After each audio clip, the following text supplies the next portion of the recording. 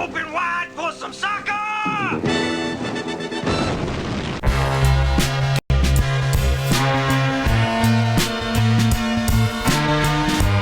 I can't do it.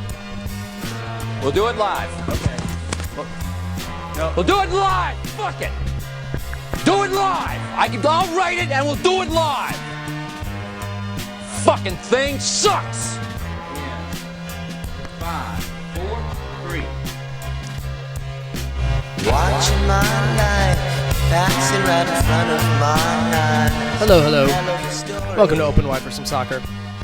My name is Sub Tony. Joining me for our biannual show tonight, Pablo Maurer, Thomas Floyd. What's it been? A couple weeks, 3 weeks? We aim to do this every week, and we really do our 2 weeks, best. I feel like. Yeah. Right? It hasn't been that long.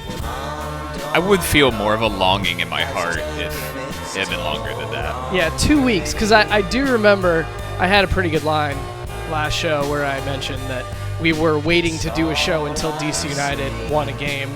And what do you know? We're coming off a week where they won another game. 2 out of 3, as a matter of fact. Which is good for playoff positioning now in the Eastern Conference.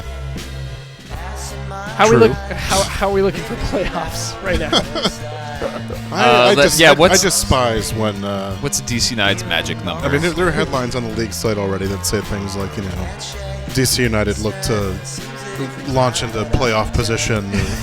Hell, we all know the only weeks that matter in the season are like the last 4. Not even MLS coaches yet are using we're still in playoff position as an excuse after losses.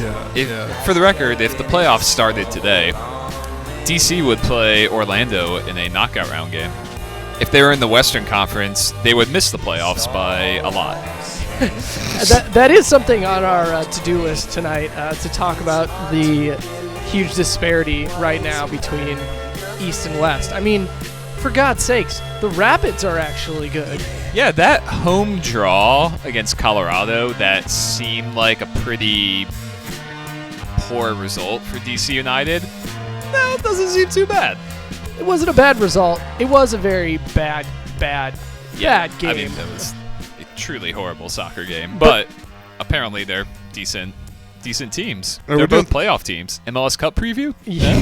Well, Colorado didn't even have attacking midfielder Jermaine Jones in their roster, so Classic number 10. We're doing something a little different tonight, right? We got probably our first ever our first ever NASL segment. Going to be joined here momentarily by New York Cosmos. Oh, it's not. Yeah, that's true. Going to be joined here momentarily by New York Cosmos Chief Operating Officer Eric Stover. Talk about all things Cosmos, their ongoing season, stadium search, future plans, etc. Excited about that? yeah, I mean, we talk plenty of MLS on this show. We talk plenty of USL with Longtan being a part of that league. 6 degrees of Rochester Rhinos. 6 degrees of Rochester Rhino. So, yeah, we're encompassing the entire American soccer pyramid. Let's not call it a pyramid. Anyways, what do you guys want to? We should probably start out with some DC United, though. Yeah, let's give out the call-in number for anyone who's interested in 708 LTOWFSS. Whatever that translates to in numbers. Obviously, taking your calls all night long. Aside from the Stover segment, Yeah. I'll be consuming that phone line. Can we block calls while that's going on? What happens to them? Do they just get a busy signal? I think they go to the Open Wide for Some Soccer voicemail. Ah, okay. Feel free to leave us a message. I kind of like the open wide voicemail. Yeah, it's less threatening than talking to any of us live. So Have we got any messages recently? I don't believe so. No. That's too bad. We need to tweet out that number at all times. I think ideally we should get that out there during MLS Saturday nights, and hopefully we can get a few drunken, disgruntled fans of various MLS teams calling in. Exactly. Let's get on that for next week. Yeah. So let's get to DC United. So the way the season started, you guys, I don't think we would have predicted sitting here and having DC United won 2 out of 3 games, let alone 2 out of 3 games by a 4-0 and then 3-0 scoreline. Maybe some late stat padding going on. 2 late goals against Vancouver turns a 2-0 game to a 4-0 game, and then a 1-0 game against New England quickly becomes 3-0. But there were definitely some positive signs. I'm curious what you guys think of that. So 7 goals in 3 games in this 3-game homestand would seem to indicate a bit of an offensive outburst and some progress on the attacking end for DC United. But a lot of those goals came in the dying moments of games that they pretty much had in hand already. Is it a good strategy? Reminds me of an interaction that Seth had with Chris Wolf in the locker room. Oh. Where Seth, it was after it was they just lost to 1-0 to Toronto. Toronto, and yeah. Seth said, does it make it sort of more of a letdown that you guys just came off as sort of, great performance against Vancouver? And Chris just said, was it really a great performance? I don't know. Score 2 late goals that were just kind of like whatever, He was pretty angry, but I have to say the point where he apologized afterwards. Yeah, he was a little heated, but I got it because I think he did have a point. DC United didn't play all that much worse against Toronto in a 1-0 loss, oddly enough, compared to a 4-0 win against Vancouver. I almost think that they played the best out of the 3-game homestand against New England. The thing I was going to ask is, do you think this is a actual strategy to have a speedy player like Acosta and a bruiser like Sabo, and to hold them for the end of games, to play this Benny ball style where you wear down your opponent and then you throw these attacking subs at them and pour on the goals late? Or do you think it's just kind of a coincidence that's worked out that way? You may be giving Olsen a little too much credit. Come on. What? This is clearly, I think, my opinion of this is, it's Ben has his preferred guys. He's going to stick with those guys, and I think, obviously, one thing I will say is maybe Olsen thinks that Acosta and Saborio play better motivated off the bench, and to try and get a starting spot. Do we even know Saborio is 90 minutes fit? Well, what did he go? He went 60 or 70, so I guess he's getting there. Yeah. The thing I find interesting, so I went out to training today, and Olsen echoed what Chad Ashton said, which is that he thinks Acosta plays better with a true target forward like Saborio. And although Olsen went on to say that he's going to, at some point this season, play all sorts of combos. He was like, we're going to see Acosta-Rolf. We might see Acosta-Nagel again.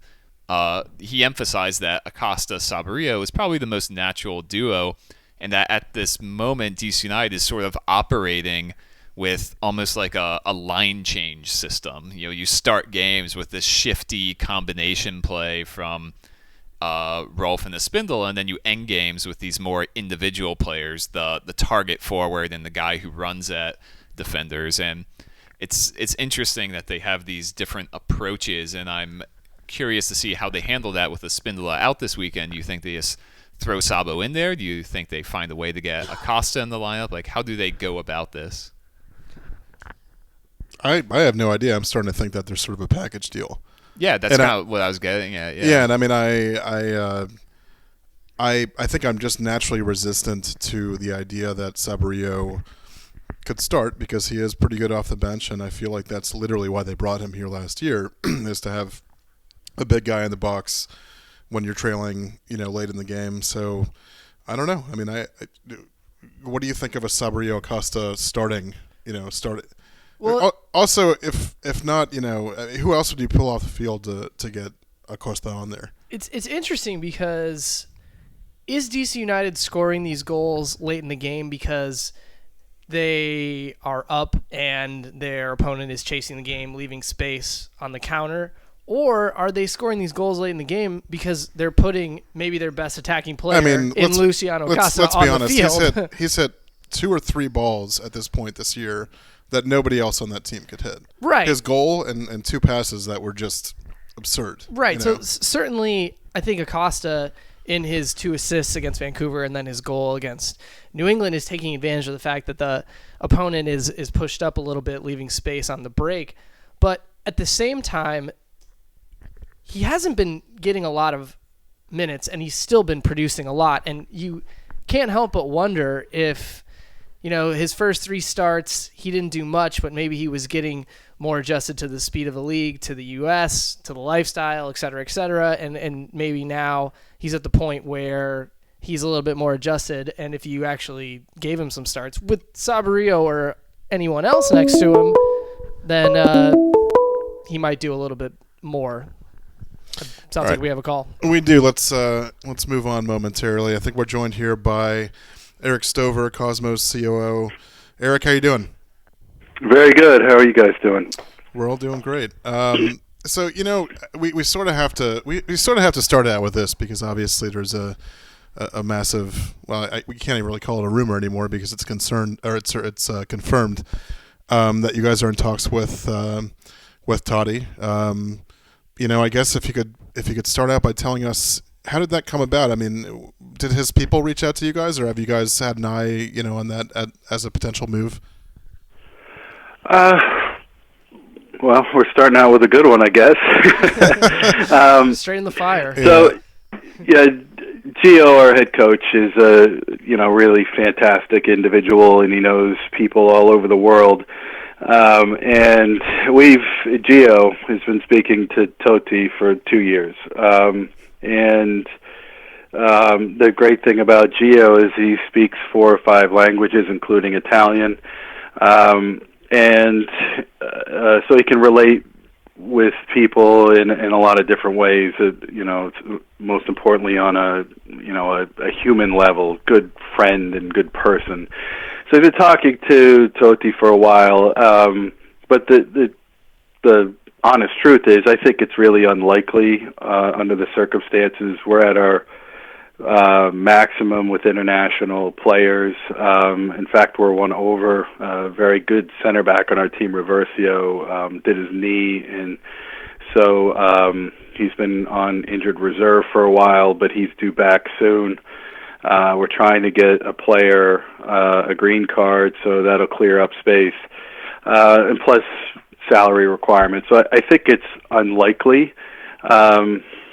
But wonderful player, has done incredible things in his career, still doing it at a very high level, and that's the great thing about the Cosmos. We're able to attract players of that caliber from all over the world. Now, to shift the focus to what has been going on the field for you guys are sitting at 2-2, third place in the ASL standings right now. Through those first 4 games, just how have you felt about the way your team is coming together and starting this campaign? I was talking to Gio about this yesterday. I think it's about what we expected. Of course, we threw away 4 points over the last 2 matches. Really, we got to be better at closing out that game in Indy. We did well in the second half. We're outplaying them. On the road, you're up a goal, you're in stoppage time, you got to finish that off and take the 3 points. And we weren't at our best, even though we had a decent game in Minnesota, but up a man, it's okay to take a point in that circumstance, and we get caught out again making some silly mistakes. So, but that's kind of expected. We think we have a very good team. On paper, maybe the best we've had, but we also have a lot of new players in. We still have our core that's been part of our vision when we started this club. I think 10 or 12 guys from 2013 are still on this team, and they're regular starters. But we have a lot of new attacking players, and we expected it to be a bit choppy, and it has been. Even the 2 games we won, 3-0, 2-0, there were moments there where it looked a little shaky. There were moments where we should have put chances away. So it's still a work in progress, but we really like our chances. We really like not only the quality of players that we have, but the quality of people we have.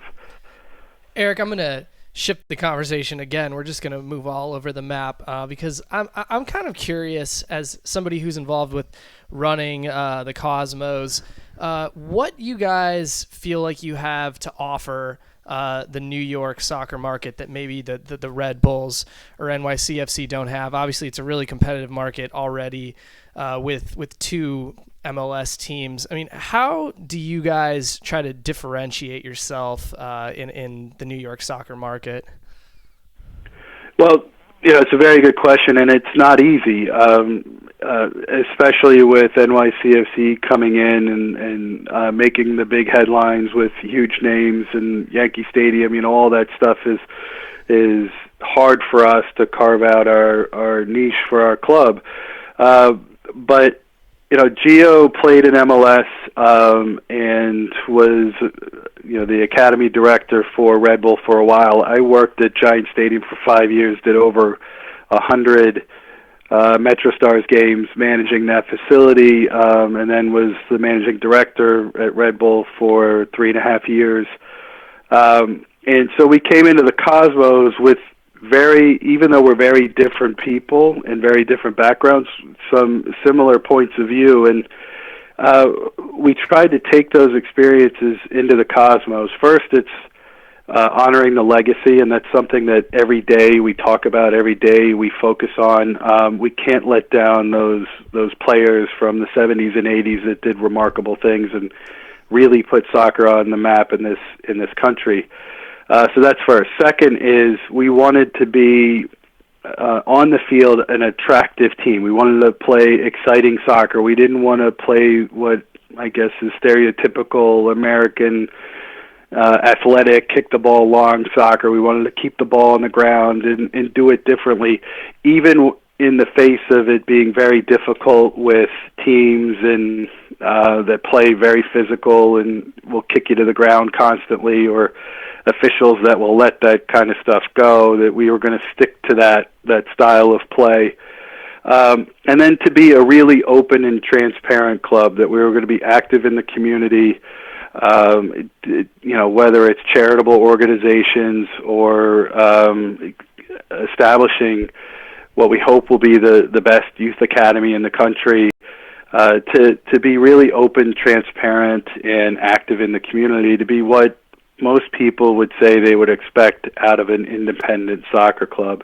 And I think over the last 3-4 years we've done that. We're very proud of our track record. Obviously we still have a long way to go to get where we want to get to, but we've done everything we said we were going to do, and I think there's a bright future in front of us. Eric, I wanted to ask you a question. Obviously, one of the guys, you talked about the turnover after last year. One of the guys you lost was Raul. And it had been sort of the original plan, I think, for him to take on a role, heading up the academy. Really haven't heard anything on that recently. Is he still in the club's plans? Is the club still in his plans as far as youth development goes? I think there's a chance in the future. Raul's taken a position with La Liga, still lives in New York. Wonderful guy. We did our kit launch with Under Armour in their store in Soho, and he showed up on his own just to hang out with the guys and see everybody again. So he's still part of the family. I think what's important right now is it's a heavy lift to get an academy going, particularly when you don't have your own training facility built. So it's not necessarily about the curriculum and tactics and the ideal of what an academy should be at the moment. It's a little bit of the nuts and bolts of where are the balls, where are we going to practice today, what locker room are we using. We've got to pull all those things together, and so we're focusing on the really entrenched grassroots guys in New York and Long Island that know that stuff. And as we get the academy going, I think especially when we've got a training facility, I think there's a real possibility that Raul could be involved on a day-to-day basis.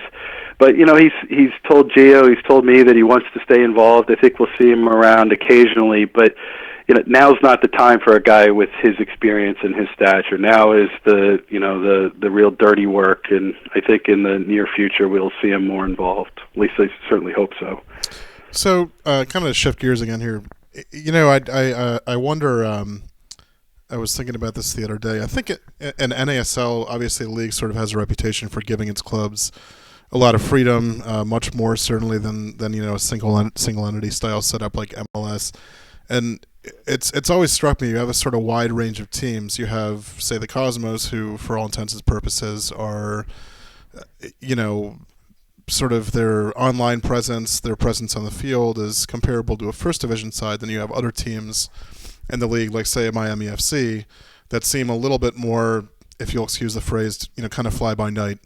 I wonder how you feel like the league is sort of striking that balance. What your perception of that is. Well, I like the ideal of a club having its own identity, and sometimes you're going to make mistakes. We've seen that around the NASL, but you're also going to really define yourself. And, as I said, I was around MLS for a long time, and everything looked pretty homogenous. I think it's getting better now. I think the uniforms look a little more different than they did 10 years ago. Everybody kind of had the same thing, but different colors. But in the NASL, you can choose your own kit partner. You can design your own uniform. You can define who you are. And when I took the MD job with Red Bull, one of the first days I was in that position, I was talking to Ivan Gazidis, and he said, that through the history of MLS, DC United has done a good job of identifying who they are. Of course, that was 10 years ago now, and you guys might say you don't like the way it looks right at the moment, but but his point was, I'm not sure what a lot of teams in MLS represent, and it's important for the growth of the league to get in and identify yourself, and that's really at the top of the list of the NASL. It's on you to develop your club, your seating in your community, and it's not just sports landscape. What else are you doing in your community? What do you represent? So we have the advantage of the history of the Cosmos, but as I said before, you got to live up to it, and we've got to carve out a new path for ourselves. Speaking a little bit about MLS, Don Garber a few months ago was asked about what kind of a relationship there was between MLS and NASL, and he essentially said in so many words that there wasn't really much of a relationship. I was wondering if that's kind of been your experience recently with MLS, and ideally, in a perfect world for you, what kind of a relationship would there be between MLS and NASL? Well, there's definitely not an active dialogue. I can't speak for Commissioner Peterson and what he does with MLS, but we really don't have any engagement. I think on a coaching level, there's a good relationship with our coaching staff around MLS. I've talked to Marc de Grandpré numerous times at Red Bull. I don't think there's any real animosity there. But we're out trying to do our own thing. They're doing their thing, so is NYCFC. But for the future of soccer, things are going to evolve. They're going to change. I think at some point there's got to be a reckoning between the leagues, and I don't know what that means. I'm not trying to make any grandiose statements here, but I think you look around soccer around the United States and Canada, and you see examples of teams in the third division that shouldn't be in the third division. And you see some teams in the NASL that maybe are struggling, and they're going to need some help to turn things around. So over the next 5 to 10 years, it's going to be you sort of hope that folks rise to the occasion, whatever that might be. It can be perfectly fine for you to be successful in the USL or successful in the NASL, but what those things actually look like in 10 years, I think, is going to be very different than what it is right now. You actually touched on my next question a little bit there. As recently as October, the president of the USL talked about pushing that league towards second division status. And I'm just curious, again, from your experience within this structure of American soccer, how do you think those two leagues can coexist? What is that relationship like, if there is one? There is none. I think there are teams in the USL that it would be silly to consider them as second division status. But there are great examples of people doing things really well, and we're at this tricky point in soccer in this country where it's a bit all over the place. You wouldn't look at baseball and say, that AAA team really belongs in Major League Baseball. I mean, you just wouldn't say that because it doesn't make any sense. But you can have these discussions, and it is a little bit troubling when you see a really great organic story in Detroit happening, and now what's going to go on there. And if you're a soccer purist and you want to see, as we were saying before, clubs with their own identity, you just I don't know what it's going to look like in 5 years. But this issue with U.S. soccer and the divisions and not having firm control over it, and we would say you're moving the goalposts on us with changing the rules every year, and what qualifies, and you seem to be making arbitrary decisions on what those rules are. I just think it's going to be a very tricky few years before this stuff finds its own level.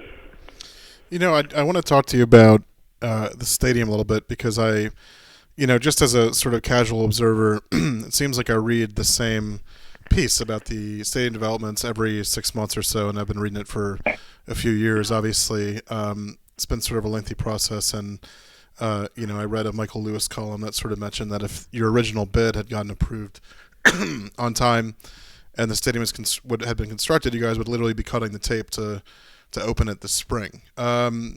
It's a plan. I guess it's had some pretty widespread public support, privately financed. Where do you guys stand with it right now? Is there any timeline at all on a decision being made on your bid? No timeline, and Michael's right.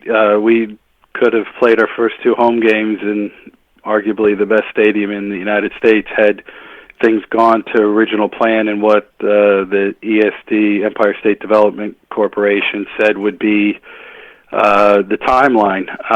It's unfortunate for our club that it's taken this long to get to an answer. There's no doubt that playing at Hofstra on a lacrosse field, plastic, synthetic field, that's not what our future is, and it's not helping our business grow.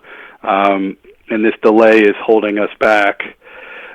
So it's very frustrating, but we believe in the vision. We believe that that's the right location. I'm not sure why it's taken as long as it has. The thing that I could say that's positive is we've had far more dialogue over the last 6 months with Empire State Development than we did the first 2.5 years. First 3 years. Things seem to be moving forward. They asked us to resubmit and recommit to the plan. We've done that. They've asked us numerous follow-up questions, I think 3 rounds of follow-up questions, and we've answered all those questions. What we believe is that a decision's coming soon, but we are a little concerned because it has slowed down over the last month or so. But everything we hear is that, let's put it this way, they wouldn't have restarted if they weren't going to come to a decision. They would have just said, you know what, we're going to start all over, or we're going to scrap this for now. For ESD to say, we want you to recommit, and when we say we, the other bidders as well, we want you to recommit on this project, and we're going to ask you questions, and we need your answers. I don't think they do that if they're not serious about making a decision. So hopefully there's a decision soon, but every day that goes by hurts a little bit more. Yeah, so just a couple of quick questions before we let you go. It sort of strikes me, obviously you guys have ambitious plans for the future, and I have to wonder, when somebody considers a stadium bid like the one you guys are putting up, I feel like the first thing that they might do is look at, attendance numbers or just sort of the optics of where you guys at right now. I mean, does it make it? I mean, certainly that has to be one of the handicaps of playing at Hofstra, right? Is it sort of makes it difficult, I guess, to sell your product on a larger scale. Yeah, so I get that question, and I think it's really ridiculous because what we are now is not what we plan to be. We wouldn't be sticking $500 million into a mixed-use development if we thought we'd be playing in front of 4,000 or 5,000 people. That's obviously not what we're trying to do, and I can tell you for a fact that we have great players on our team, and some legendary players have come through. We could easily field a team of 7 or 8 players of star status around the world without question.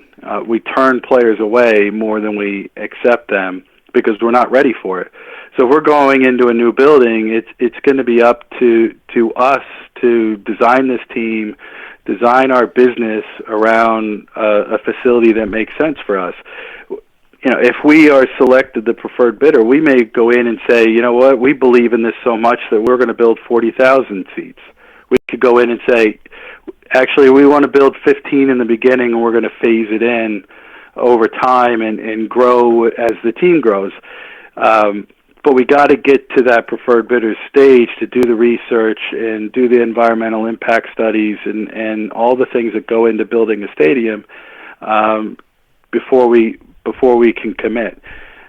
In one real practical experience I have, Red Bull Arena is 25,000 seats. I think it should have been built to 20, but it's 25,000. That building can easily, with minor renovations, get up to 33,000. And I think you've probably heard about Philadelphia talking about doing some expansions. It's not difficult to move that number up or down, especially at the beginning of construction. So, our attendance issues, while it's not what we want and it's not where we expect it to be, this delay is a major factor in why it's not where we expected it to be at this point. So, I'm going to close with this question. It's sort of it's a little bit of a tacky interview question, but, the three of us were just sitting around before the show, and, where, in 10 years, where do you see the New York Cosmos? It's a good one, and I sort of answered it earlier. I really don't know, and that's not a cop-out. I think there's a lot that has to happen. I think, you look at the U.S. women filing their claim.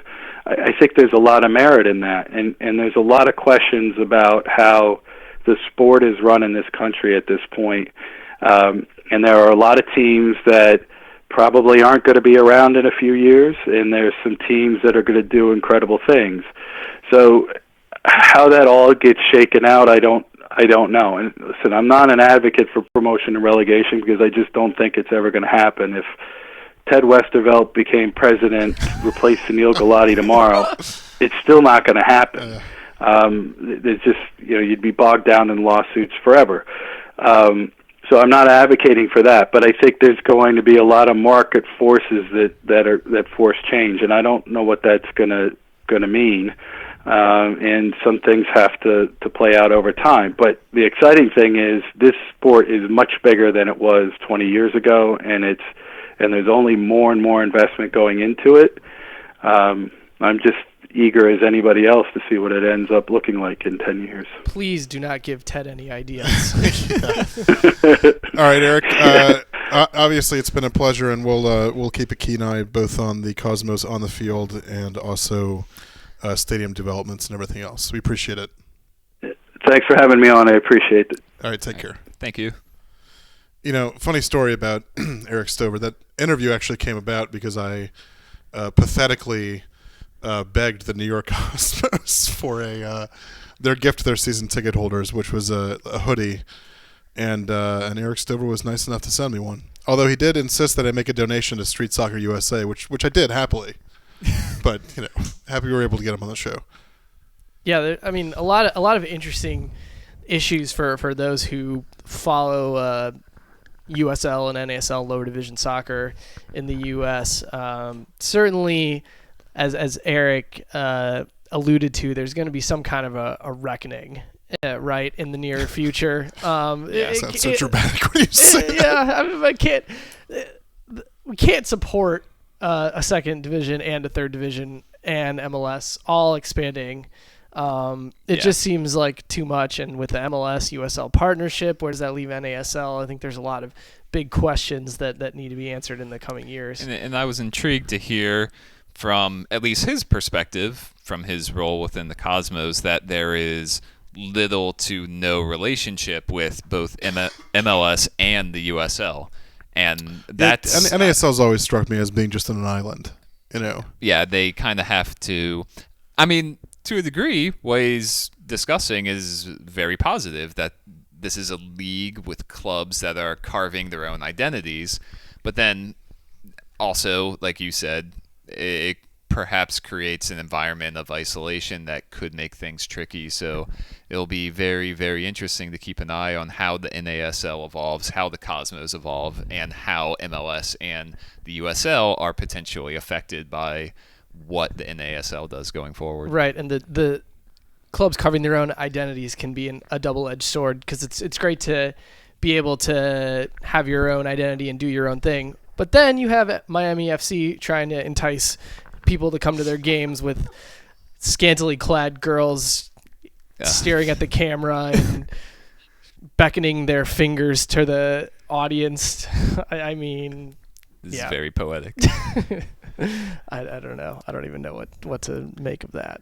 So I guess we will shift our conversation for the rest of the show to a little general MLS talk, which, by the way, while we were recording this interview, NYCFC scored the goal. I glanced down to see who it was. RJ Allen. What? Yeah, I believe he actually scored that goal from the driver's side window of his Chevrolet or his Pontiac IROC Z while doing a donut. It was a nice little combination play. McNamara laid it off for him. It was a nice goal. As crazy as RJ Allen scoring a goal is, I think it's not even close to the most unlikely development in MLS tonight, and that is Darlington Nagbe started a soccer game. Yes. Only weeks after being nearly assassinated by Nigel de Jong. Does this mean? I think this means that Darlington Nagbe actually came back sooner than Nigel de Jong did. He did. He did, in fact. What I would love is, I think even either Caleb Porter or somebody said that that de Jong's suspension should just be however long Nagbe misses. It would have been great if they did that, because he'd be back a game sooner than he actually got suspended for. Exactly. Yeah. He'll be back next week, though, to quench his unquenchable thirst for young American blood. You know. I mentioned this before, but I'm all in favor of getting a preemptive restraining order for Christian Pulisic. Oh my God. I don't know if you guys saw this. The Daily Mail has reported that Liverpool is receiving serious threat from Real Madrid and Manchester United in the race to purchase Christian Pulisic. This is incredible. Is that a joke? No, that is a real article. Daily Mail report. Of course, it's a Daily Mail, which means that it's probably like there's a link buried 3/4 of the way through it that links to like a fan blog in Azerbaijan that's reporting this. So, you know. That's, yeah, wow. Well, let's spend the rest of the show deciding which environment would be best for Pulisic. Real Madrid, Manchester United, or Liverpool. You know, I think he could learn a lot from Ronaldo. So, I'm not sure. I just think Ronaldo would be too threatened, and he's kind of a prima donna. He probably would see this guy coming in who's clearly going to usurp his starting role and would not take to it kindly. It would cause all sort of locker room problems. I mean, I think the real answer is Liverpool, right? I mean... The real answer is he stays with Dortmund. Well, right. I mean, why would he even leave? The real answer is the Daily Mail is a total hack job of a publication. Yeah. All right, let's do some more general MLS stuff. As we mentioned earlier in the show, the East is way better than the West. It is, including Colorado Rapids are shockingly good right now. Did you guys expect Jermaine Jones to step right in and become the best playmaker in MLS? I mean, I tweeted this out earlier this week. I think he's such an easy target for criticism, and it's his own fault most of the time. But But honestly, if you just look at his record in MLS, the teams that when he plays, the games that he plays, his teams win. Period. You know, I mean, Jermaine would point that out himself on his Instagram when asking for a $65 million, lifetime contract with the Revolution or whatever. Yeah. You know, so no, I'm not terribly surprised. I mean, I am surprised that Colorado is winning games, especially given the fact that their coach apparently is like operating. Did you read the quote from like 3 weeks ago? He's on some sort of stream of consciousness acid trip or something like that. Pablo Mastroeni, it flies under the radar because the Rapids literally are the least publicized team in MLS. Like I think they have the fewest Twitter followers. They have almost no media coverage. Apologies to any Rapids beat writers. Well, I don't think they actually. But Pablo Mastroeni has always been like that. I did an interview with him for our Goal.com preseason story last year. And the entire thing was gold. He had tons of quotes that were just incredible, but, it's the Rapids, so people don't know that they have this coach who's just this charismatic quote machine. Yeah, I saw he was giving some interviews before this season where he essentially admitted that he didn't know how to coach the last couple of years. Right. And not really even in a, I know a little bit and I'm picking it up as I go, learning on the job kind of thing. Like, literally, I didn't know what the hell I was doing and basically just throwing shit against the wall to see what sticks. Right. And if anyone doesn't remember, he was abruptly thrown into the head coaching job when Oscar Pareja unexpectedly left for FC Dallas a couple seasons ago. He actually seems to have worked out well for him. Mastroeni was named the interim coach throughout preseason, went to the draft as the interim coach, and they didn't make him the head coach until, I believe, a week before their season opener. So it was a bizarre situation. Sounds a lot like a local coach currently in charge of DC United. Yeah, well, the interesting thing with Colorado is if this was any team in Europe, and let's be honest, if this was any other team in MLS, or at least most other teams in MLS, there would be so much fan pressure that he would have had to have been fired by now after having 2 horrific seasons in a row. But maybe because of what you mentioned, Thomas, that there just isn't that much attention around them, they've been able to keep him, and it actually, at least in the early going, seems to be working out. Yeah, they've added a lot of interesting players this offseason. It was like in early February, they only had it was like 19 or 20 players on their active roster, and maybe even fewer than that. Like they really had a bare bones squad, and their plan for this season really, it took a long time to kind of come together.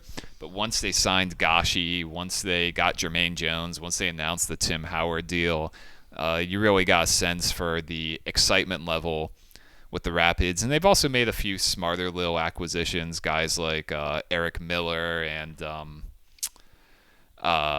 Michael Azira has been solid enough as a D-mid for them, Marco Papa. So it's their team. Thomas has now named more members of the Colorado Rapids than I could name.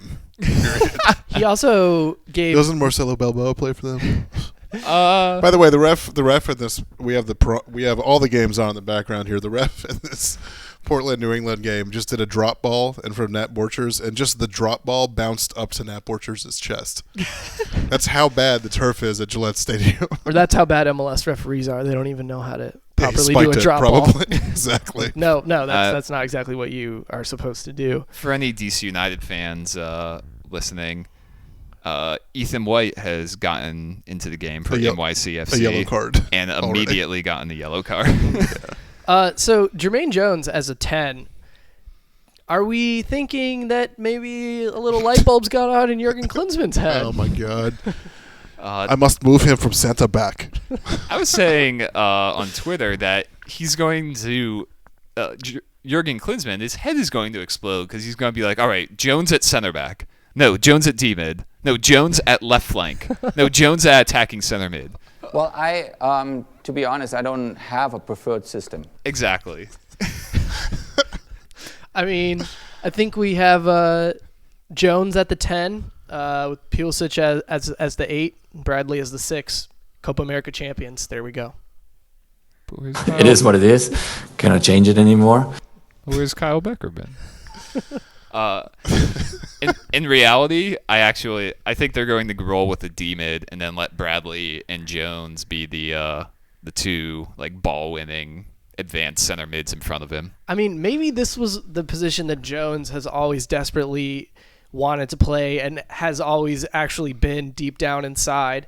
And putting him at defensive mid, you can see that he just kind of wants to freelance. He wants to go all over the place. Putting him at center back, you can see that. When the U.S. played Canada in February, as a center back, he was making Bobby Boswell-esque runs forward every. This is exciting.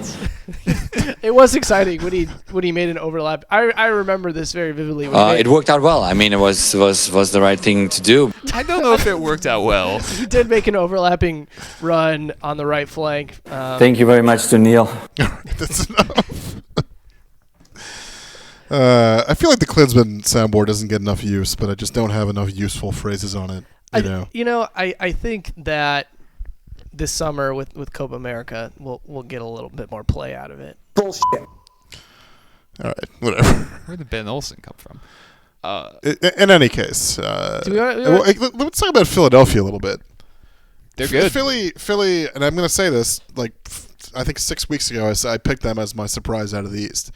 I looked at their midfield and just thought if they can stay healthy, they can surprise a lot of people. If they can get 8-9 goals out of Pontius, and it's been pretty shocking. I like the midfield a lot. I actually went into the season thinking, all right, that midfield, I mean, when you've got Barnetta and Alberg and a healthy Pontius and, once Maurice Adu is back, they've been without Maurice Adu all this time and, have been playing as well as they ever have.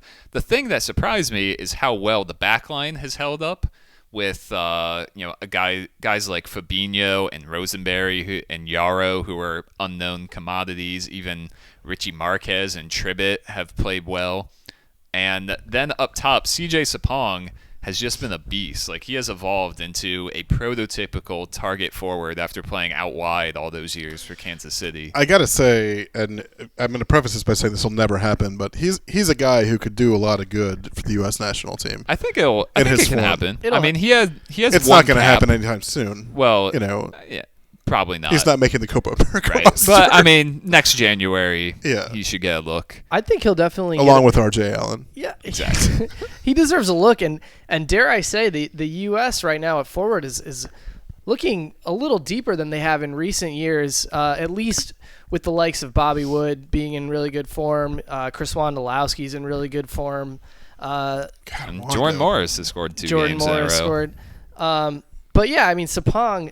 Are we ready to see Chris Wondolowski become MLS's all-time leading goal scorer and dethrone the man who the league's most valuable player award is now named for? It gets renamed the Chris Wondolowski MVP. Dude, I was on Wikipedia and I was trying to find an MVP for a certain year, and the article is now named the Landon Donovan Major League Soccer MVP award, and it just sounds horrible. Yeah, what's amazing about Wondolowski is recently he broke into, I believe, what was it, the top 5 or the top 4? Top 4 all time in scoring. I think in he's MLS. about 37 goals or something off the top one. And I looked it up, and at age 27, he had something like 10 career goals.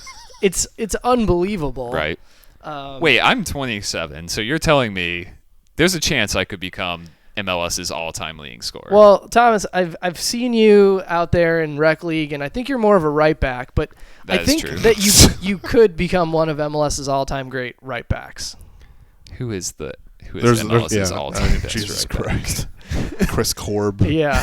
I mean, it's a weak position. One more point about Philadelphia. All this goalkeeper turmoil they've gone through the last couple of years, and they actually had a really good goalkeeper on the roster the whole time. Who knew? That's crazy. John McCarthy? Try again. Oh. It's not ex-Rochester Rhinos great John McCarthy. I don't know who else. Rice Emboli. Oh, God. It actually wouldn't surprise me if he somehow was still on the roster. What? Yeah. No, they did. It's gonna take a while for one of my all-time favorite MLS moments was reading that he was training at a remote facility away from the team but was still on the team. Yeah, they banished him, and Yeah. then I like to imagine that it's just like a grassy barge floating in the middle of the river under the bridge, just far enough away to keep him at arm's length, but he can still see the first team practicing. My favorite part was, if I remember this saga correctly, after several weeks away from the team, he returned to training surprisingly. And it was like, all right, they're trying to re-implement Rise and Bully after, he had a little break to gather himself and, think about what he's done. And they got like 1 day into Mboli being back, and then the union were like, nope. Like, all right, we have seen enough. This is done. I'm looking at what's next, and first of all, the LA Galaxy go from being the worst team in MLS history to throttling. The moment De Jong leaves the lineup. Is that what it is? I don't think that's what it is. I think it's Steven Gerrard actually waking up and playing like Steven Gerrard. I think it's Baggio Husidic is much better than Gerrard has had a very, very good 180 minutes in the past 2 games. He's been quite good. And the goal, he's looked like the goal was like classic Gerrard, just sort of like leggy, kind of looping. Like, how did he do that? Right. How does a person that looks like that do that? He's looked like, I'm not going to say vintage Steven Gerrard, but he's looked like Liverpool almost winning the title in 2013 Steven Gerrard, or 2014. He's looked very good for them. He's been spraying passes What you're saying around is like the field. He's been mobile. He looks like 2008 David Beckham or something like exactly, that. Which really is still a great good, player to have. Yeah. And then they've gotten contributions from guys like Emmanuel Boateng and Giovanni Dos Santos is on the roll now, and I think he might actually be the key player here. Dos Santos is the guy who needs to step up and make this his team. Gerrard, at this point, he's a huge name, but he's a role player within the Galaxy's system. Trying to watch David Villa sink this free kick real quick. My question with Dos Santos, you say that he needs to make it his team, but where does the guy whose team it has been the last couple of years fit in? Robbie Keane. Dos Santos has been doing this with Keane injured. Right. So when Keane's back, where do the two of them fit in the lineup? Can they both be scoring a lot of goals and playing at a high level? That's a very good question, because also a part of this whole equation has been Jossie Zardes has been playing better because he's actually back up top playing underneath Dos Santos because Keane is out. So what do you do with Jossie Zardes? They have a lot of weapons, a lot of players to fill in the field. It's a good problem to have, but it's going to be tricky for Bruce Arena to keep all those egos happy and to get the most out of his players. What about New York? Which one? The Red Bulls. I mean, same sort of bounce back. I was going to talk about the Cosmos. I think we've done enough of that for today. Red Bulls and even Columbus all look to have sort of temporarily at least, I guess, gotten back on track. I assume the crew would be fine once they brought back the yellow uniform. So that's really... Did you notice that? They just, without saying anything, they just started wearing the yellow uniforms again. Yeah, like instead of their partially downloaded unicorn vomit, whatever the fuck those ones are, Yeah, and to be clear, they didn't bring in the new jersey as a third kit. It came into the yellow jersey was killed off, dead and buried, and it was resurrected because presumably someone in Columbus decided to have a little common sense and realize that's one of the best jerseys in MLS. And speaking of having an identity, which very few MLS clubs have their own, but Columbus, they're yellow, and there's no other yellow teams. Yeah, it'd be like if the Dynamo did away with their orange uniforms. Or if DC United did away with the classic 3 stripes across the front, or became jersey, started playing attractive soccer or something. if Bobby Boswell stopped playing 10, 50-yard long passes up to no one, what would DC United be then? That's one of the... Watching him bomb forward from the press box is one of the only enjoyable moments about covering a DC United game. I know when it's happening because without Phil, Thomas or you will alert me. It's happening. Look, it's happening. He's doing it. He's doing it. I mean, guaranteed they're down by a goal or two in the last 10 minutes of the game. It's going to happen. I need to find a clip. His rookie year, Bobby Boswell did that on the Jameel Walker goal against Chivas USA. and it worked beautifully. Like he went He's all the probably way. Still trying to recapture that glory. Right. Like Boswell carried the ball all the way down the field, teed up Jameel Walker, gorgeous assist. I've been trying to find the clip, and it's somewhere in the MLS archives, but I can't. He's been trying to replicate it ever since. All right, guys, we need to. I think that's about enough. I'm looking on the outline I had here. the There's instant replay on the on the end of the looks outline. Looks like we missed that one again, Thomas. All right, thanks for listening. Thanks to Eric Stover for joining us. We will talk to you guys soon.